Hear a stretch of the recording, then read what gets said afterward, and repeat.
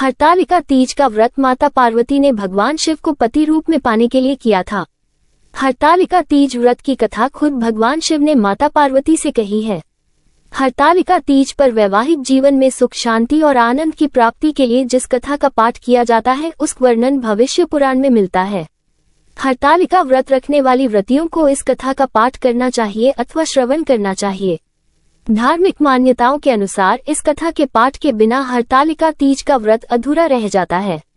हरतालिका तीज व्रत कथा आरंभ जिनके केशों पर मंदार आंख के पुष्पों की माला शोभा देती है और जिन भगवान शंकर के मस्तक पर चंद्र और गले में मुंडों की माला पड़ी हुई है, जो माता पार्वती दिव्य वस्त्रों से तथा भगवान शंकर दिगंबर वेश धारण किए हैं, उन दोनों भवानी शंकर को नमस्कार करता हूँ। एक बार कैलाश पर्वत के शिखर पर माता पार्वती जी ने महादेव जी से पूछा, हे प्रभु, मुझसे आप वो गुप्त से गुप्त वार्ता कहिए जो सबके लिए सब धर्मों से भी सरल तथा महान फल देने वाली हो। हे नाथ, यदि आप प्रसन्न हैं तो आप उसे मेरे सम्मुख प्रकट कीजिए। हे जगतनाथ, आप आदि मध्य और अंत रहित हैं, आपकी माया का कोई पार नहीं है। आपको मैंने किस भांति प्राप्त किया है? कौन से व्रत तप या दान के पुण्य फल से आप मुझको वर रूप में मिले?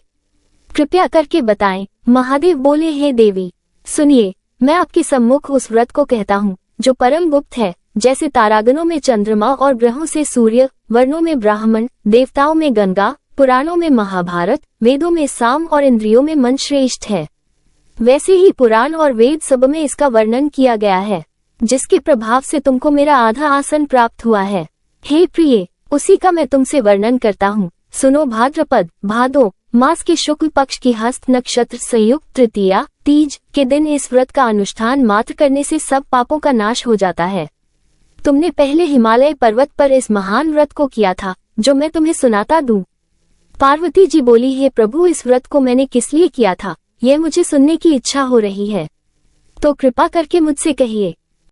शंकर जी बोले, आर्यावर्त में हिमालय नामक एक महान पर्वत है, जहाँ अनेक प्रकार की भूमि अनेक प्रकार के वृक्षों से सुशोभित है, जो सदैव बर्फ से ढके हुए तथा गंगा की कल कल ध्वनि से शब्दायमान ओम रहता है। हे पार्वती जी, तुमने बाल्यकाल में उसी स्थान पर परम तप किया था और 12 वर्ष तक के महीने में जल में रहकर तथा वैशाख मास में अग्नि में प्रवेश करके तप किया। श्रावण के महीने में बाहर खुले मास की हस्त नक्षत्र युक्त तृतीया के दिन तुमने मेरा विधि विधान से पूजन किया तथा रात्रि को गीत गाते हुए जागरण किया। तुम्हारे उस महाव्रत के प्रभाव से मेरा आसन डोलने लगा। मैं उसी स्थान पर आ पहुंचा जहां तुम और तुम्हारी सखी दोनों थी। मैंने आकर तुमसे कहा, है वरान्य, मैं तुमसे प्रसन्न हूँ, मांगो तुम मुझसे वरदान में क्या मांगना चाहती हो। तब तुमने कहा कि हे देव, यदि आप मुझसे प्रसन्न हैं तो आप मेरे पति हो। मैं तथास्तु ऐसा कहकर कैलाश पर्वत को चला गया और तुमने प्रभात होते ही मेरी उस बालू की प्रतिमा को नदी में विसर्जित कर दिया। हे शुभे, तुमने वहां अपनी सखी सहित व्रत का पारायण किया। इतने में तुम्हारे पिता हिमवान भी तुम्हें ढूंढते ढूंढते उसी घने वन में आ पहुंचे। उस समय उन्होंने नदी के तट पर 2 कन्याओं को देखा तो वे तुम्हारे पास आ गए और तुम्हें हृदय से लगाकर रोने लगे और बोले, बेटी, तुम इस सिंह व्याघ्नि युक्त घने जंगल में क्यों चली आई? तब तुमने कहा, हे पिता, मैंने पहले ही अपना शरीर शंकर जी को समर्पित कर दिया था, लेकिन आपने इसके विपरीत कार्य किया, इसलिए मैं वन में चली आई। ऐसा सुनकर हिमवान ने तुमसे कहा कि मैं तुम्हारी इच्छा के विरुद्ध ये कार्य नहीं करूंगा। तब वे तुम्हें लेकर घर और वापस लौट आए और तुम्हारा विवाह मेरे साथ कर दिया। हे प्रिय, उसी व्रत के प्रभाव से तुमको मेरा अर्धासन प्राप्त हुआ है। इस व्रतराज को मैंने भी अभी तक किसी के सम्मुख वर्णन नहीं किया है। हे देवी, अब मैं तुम्हें ये बताता हूँ कि इस व्रत का ये नाम क्यों पड़ा।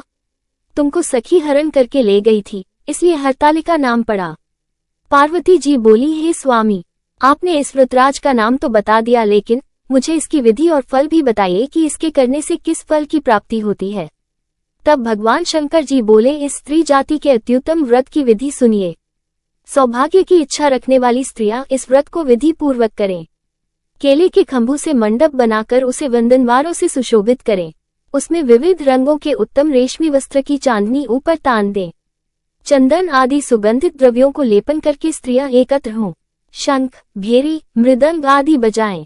विधि पूर्वक मंगलाचार करके श्री गौरी शंकर की बालू निर्मित प्रतिमा स्थापित करें। फिर भगवान शिव पार्वती जी का गंध, धूप, पुष्प आदि से विधि पूर्वक पूजन करें। अनेकों नैवेद्यों का भोग लगाएं और रात के समय जागरण करें। नारियल, सुपारी, जमवारी, नींबू, लौंग, अनार, नारंगी आदि ऋतु फलों तथा फूलों को एकत्रित करके धूप, दीप आदि से पूजन करके कहें, हे कल्याण स्वरूप शिव, हे मंगल रूप शिव, हे मंगल रूप महेश्वरी, हे शिवे, सब कामनाओं को देने वाली देवी कल्याण रूप तुम्हें नमस्कार है। कल्याण स्वरूप माता पार्वती, हम तुम्हें नमस्कार करते हैं। भगवान शंकर जी को सदैव नमस्कार करते हैं। हे ब्रह्म रूपिणी जगत का पालन करने वाली माँ, आपको नमस्कार है।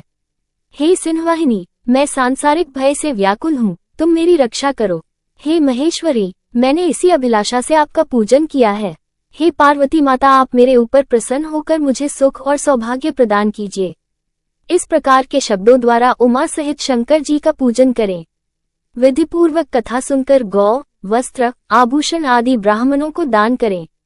इस प्रकार से व्रत करने वाले के सब पाप नष्ट हो जाते हैं।